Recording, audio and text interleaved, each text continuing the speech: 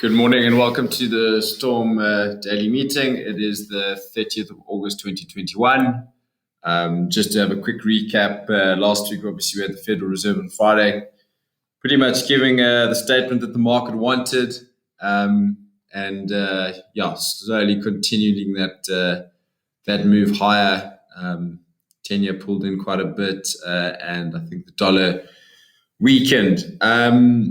I think let's have a look this morning. Obviously, you have Asian stocks were pretty steady this morning. We've got Tencent down to flat a little bit. BHP's up 2.75, and commodity prices are all quite a bit stronger.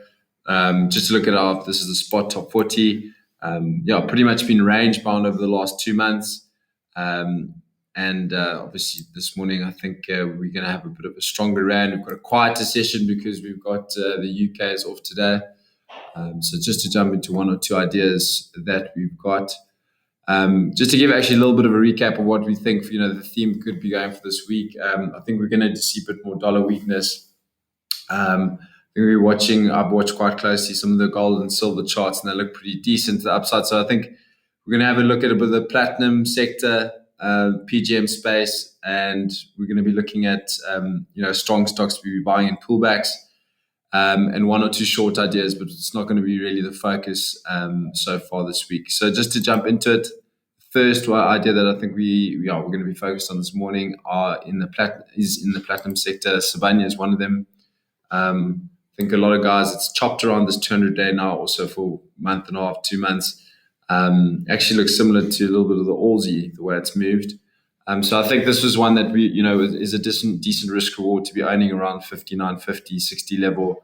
On Friday, you got some non-nickel commentary around continual deficits in supply. So I really think spot prices will trade quite well in the platinum sector.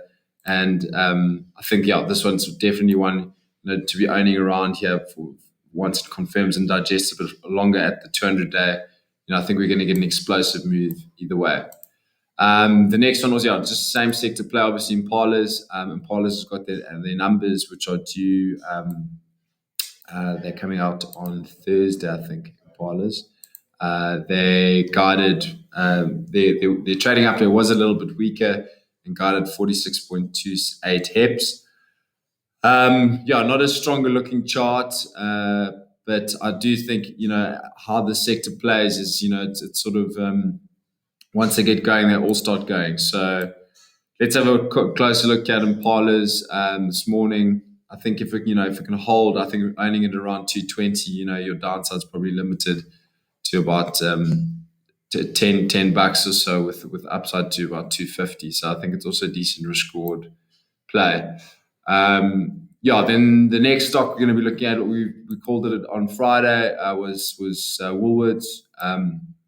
Took a bit of digestion into the numbers, but once it got through, it's had a nice green candle and some decent volume. So I think this is one that we can maybe get a pullback to 62, and look to try and add to this position.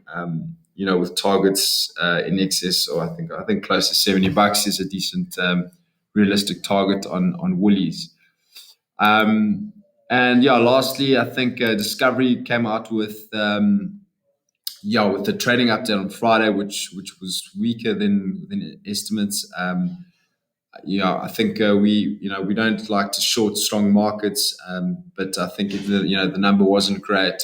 So let's have a look quickly. I think the guys were looking at 7.91 HEPS and came in at 5.14. A couple of guys were onto this quite quickly. And so this one might be one, the numbers are due on the 2nd of September. So just to give a couple of levels, we could look for a short entry around 127.80, with the stop loss of close above 130, which is the 200-day. Other levels of support 125, and once it breaks through, I think it's 118. I think the style of the market today won't be one too short. As I said, it's going to be quiet. I'll be looking for constructive longs today and probably into the close of the week until we've got non-farm on Friday. Good luck for the day.